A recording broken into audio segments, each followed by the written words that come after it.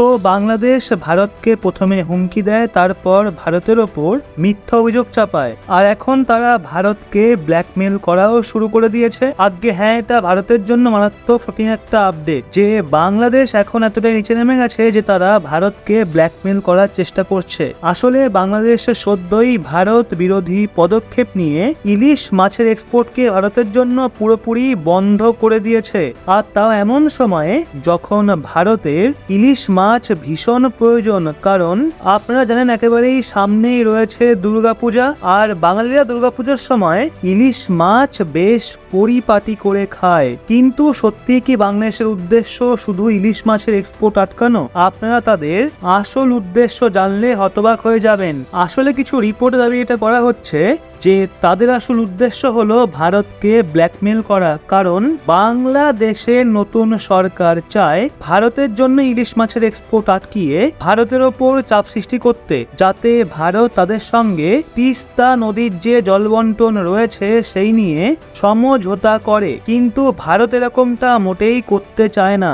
এর জন্য বাংলাদেশের সরকার, যদিও ভারতের বিরুদ্ধে এই ধরনের পদক্ষেপ নিয়ে বাংলাদেশ বিশাল বড় ভুল করে দিয়েছে, যার ফল খুবই খারাপ হতে পারে। তো চলুন সম্পূর্ণ বিষয়টা আমরা জানবো, কিন্তু এগিয়ে যাওয়ার পূর্বে ভিডিওটা অবশ্যই লাইক করে চ্যানেলটা সাবস্ক্রাইব অবশ্যই করে নিন, কেননা আমরা এগুলোর মাধ্যমেই মোটিভেট থাকি। বন্ধুরা, দেখা হলে বাংলাদেশের ভারতের বিরুদ্ধে সুর বদলানোর বিন্দুমাত্র দেখতে পাওয়া যাচ্ছে না, আর দিনকে দিন চীনের সঙ্গে মিলে এরা খিচুড়ি পাকাচ্ছে। এমনকি ভারতের দ্বারা যে ডিজেল পাইপলাইনের প্রজেক্ট বাংলাদেশের জন্য চালানো হচ্ছিল সেটাকেও ভারত সরকার এসবের কারণে বন্ধ করে দেয়, যাতে বাংলাদেশ তার অবস্থান বুঝতে পারে এবং তারা নিজেদের জন্য ভারতের গুরুত্ব অনুভব করতে পারে। কিন্তু বাংলাদেশের নতুন সরকারের মনে তো ভারতের প্রতি আলাদা আগুনই দেখতে পাওয়া যাচ্ছে, আর বাংলাদেশ ভারতের সঙ্গে কি ধরনের খেলা খেলার চেষ্টা করছে এটা বুঝে ওঠাও মুশকিল হয়ে দাঁড়াচ্ছে।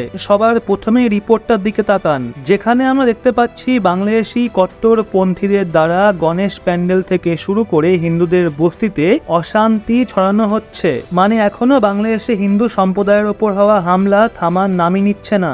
আর যখন ওখানকার হিন্দুরা একজোট হয়ে গণেশ পূজা করছিল তখনই তাদের ওপর হামলা চালানো হয়। রিপোর্টে বলা হচ্ছে ঢাকা থেকে 250 কিলোমিটার দূরে একটা গণেশ প্যান্ডেলে কট্টরপন্থীরা ধারালো হাতিয়ার এবং লাঠি দিয়ে হামলা চালায়। পুরোহিতদের ফোন ছিনিয়ে নেওয়া হয় এবং পুজো করলে প্রাণে মারার হুমকি দেওয়া হয়। প্যান্ডেলটাকেও খুব খারাপভাবে ক্ষতিগ্রস্ত করা হয়। কিন্তু কট্টরপন্থীরা এখনো পুলিশের হাতের নাগালের বাইরে, যার জন্যই হিংসা আরো বাড়ছে। মানে এই বিষয়টা পরিষ্কার, বাংলাদেশে মোহাম্মদ ইউনূসের সরকার কেবলমাত্র ভারতকে আশাই দেখাচ্ছে যে তারা হিন্দুদের উপর হওয়া অত্যাচারকে আটকানোর জন্য পদক্ষেপ নিয়ে ফেলেছে। কিন্তু সত্যি কি বাংলাদেশে দ্বারা কোনো উপযুক্ত পদক্ষেপ নেওয়া হয়েছে? আমার তো মনে হয় না। এছাড়া চমকে দেওয়ার মতো যে খবরটা রয়েছে সেটা হলো বাংলাদেশ ভারতের বিরোধিতা এতটা ডুবে গেছে যে তারা ভারতের সঠিক গুরুত্ব এখনো বুঝে উঠতে পারছে না, যে তারা ভারতের ওপর কি হারে ডিপেন্ডেন্ট। আর যদি ভারত তাদের ওপর থেকে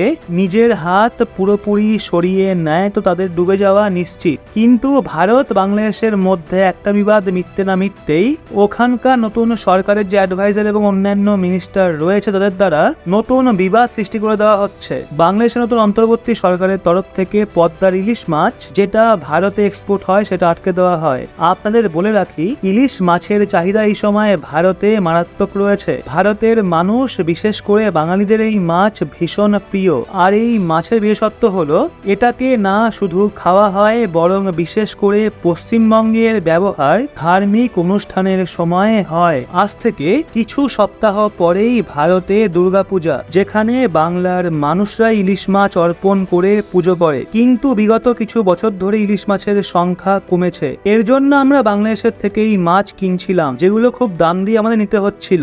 এখন আপনারা নিশ্চয়ই ভাবছেন আমরা বাংলাদেশের থেকেই কেন এই মাছ ইম্পোর্ট করি। সেটা বোঝার জন্য এই ম্যাপের দিকে তাকান। এখানে গঙ্গা নদীকে আমরা পরিষ্কার দেখতে পাচ্ছি যে সেটা কিভাবে ভারত থেকে বাংলাদেশ হয়ে বাংলার উপকূলে গিয়ে সমুদ্রের সাথে মিশেছে।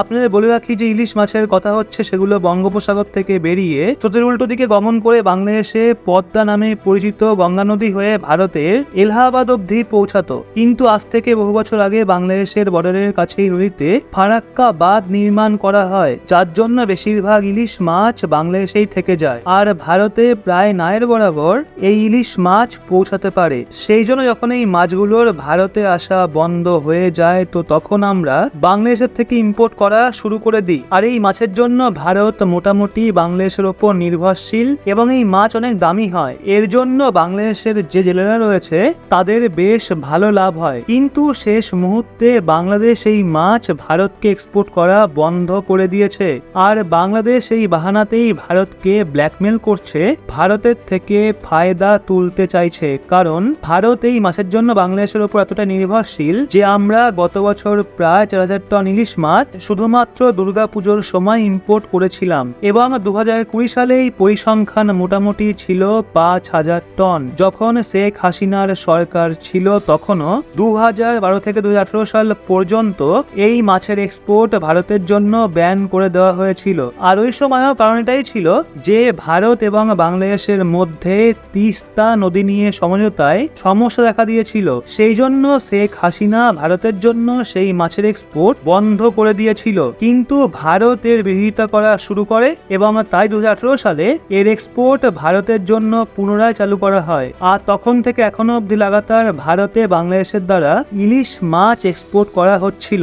কিন্তু নতুন সরকার এর ওপর আবার ব্যান লাগিয়ে দেয় যাতে ভারত তিস্তা নদীর জল বন্টন নিয়ে নতুন ভাবে সমঝোতা করে। কারণ তাদের দ্বারা এক্সপোর্টে ব্যান লাগানোর পর এর পুরো ইম্প্যাক্ট পশ্চিমবঙ্গের মানুষদের ওপর পড়বে আর পশ্চিমবঙ্গের মানুষদের বাধ্য হয়ে মায়ানমার এবং উড়িষ্যা থেকে অনেক দাম দিয়ে মাছ কিনতে হবে। যদিও বাংলাদেশের কারণস্বরূপ বলেছে তাদের দেশে এই মাছের কমতি দেখা দিয়েছে, এই জন্য তারা ভারতে এক্সপোর্ট বন্ধ করে দিয়েছে। কিন্তু বিগত কিছু দিন ধরে যেইভাবে নতুন সরকারের অ্যাডভাইজারি তরফ থেকে ভারতে এই বিষয়টা নিয়ে আওয়াজ তোলা হয় তা থেকে এই বিষয়টা পরিষ্কার হয়ে যায় যে তিস্তা নদীর জল বন্টন নিয়ে সোজা নিশানা তারা ভারতের ওপর লাগিয়েছে। তো এক্ষেত্রে আপনার কি মনে হয় এসব চলতে থাকলে বাংলাদেশ এবং ভারতের সম্পর্ক কি কোনোদিনও শুধরাবে? ভেবে দেখুনই না একবার, মাছ না খেলেই বা আমাদের কি এমন ক্ষতি হবে? কিন্তু ভারতের গঙ্গায় ইলিশ ঢোকানোর জন্য ফারাক্কা বাঁধটা ভেঙে দিলেই তো বাংলাদেশের গল্প হয়ে যাবে।